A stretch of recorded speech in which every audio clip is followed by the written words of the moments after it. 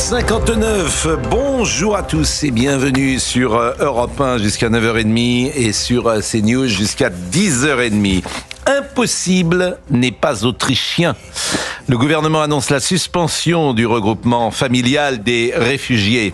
C'est une première dans l'Union européenne.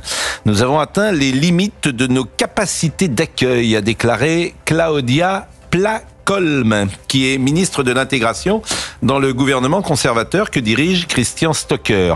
Les arguments avancés pour justifier cette mesure sont intéressants. Préserver les services de santé, protéger l'administration de l'école, soutenir l'emploi du pays, autant de domaines mis à mal par l'afflux d'étrangers en Autriche.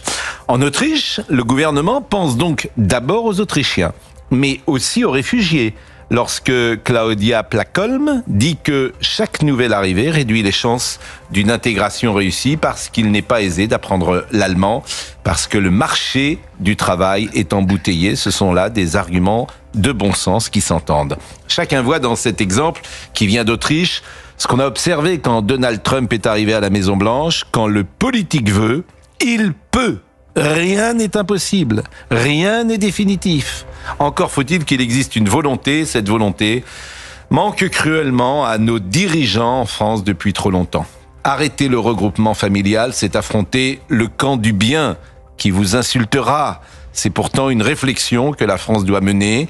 L'immigration massive et ses conséquences seront au cœur de la prochaine élection présidentielle.